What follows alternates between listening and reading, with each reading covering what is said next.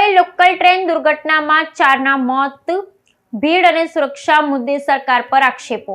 Mumbai local train દુર્ઘટનામાં 4ના મોત, ભીડ અને સુરક્ષા મુદ્દે સરકાર પર આક્ષેપ। મુંબઈમાં પીક અવર દરમિયાન દીવા અને કોપર સ્ટેશનો વચ્ચે 2 ઓવરક્રાઉડેડ લોકલ ટ્રેનોમાંથી કુલ 8 મુસાફરો પડી ગયા, જેમાંથી ઓછામાં ઓછા 4ના મોત થયા, ઘણા ઈજાગ્રસ્ત થયા છે। પ્રાથમિક તપાસમાં જાણવા મળ્યું છે કે મુસાફરો ટ્રેનના ફૂટબોર્ડ પર ઊભા હતા અને ટ્રેન પસાર થતી વખતે ભીડ અને ધક્કામુક્કીથી સંતુલન ગુમાવી ટ્રેક પર પડી ગયા।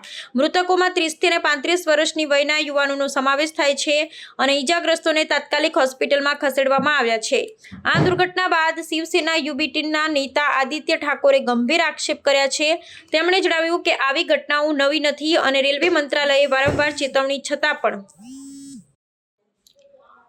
પણ ભીડ અને સુરક્ષા મુદ્દે યોગ્ય ધ્યાન આપ્યું નથી। તેમણે કહ્યું કે અમે જાણતા નથી કે તેઓ રેલ મંત્રી છે કે રેલ મંત્રી, તેઓ રેલવેના વાસ્તવિક મુદ્દા ઉપર ધ્યાન આપતા નથી। આવી દુર્ઘટનાઓ દુર્ભાગ્યપૂર્ણ છે।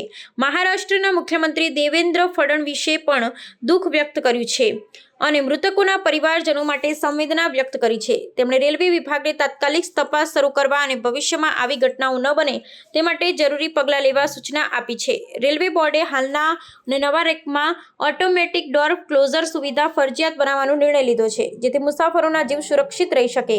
આ દુર્ઘટનાએ ફરી એકવાર મુંબઈની લોકલ ટ્રેનમાં વધતી ભીડ અને સુરક્ષાની સમસ્યાને ઉજાગર કરી છે। શહેરમાં લાખો લોકો રોજ આ ટ્રેનો પર આધાર રાખે છે, પણ પૂરતી સુવિધા અને સુરક્ષા વ્યવસ્થાની અછતને કારણે આવી દુર્ઘટનાઓ વારંવાર બનતી રહે છે। હવે રેલવે તંત્ર અને સરકાર સામે મુસાફરોની સુરક્ષા માટે વધુ અસરકારક પગલાં લેવા દબાણ વધી રહ્યું છે।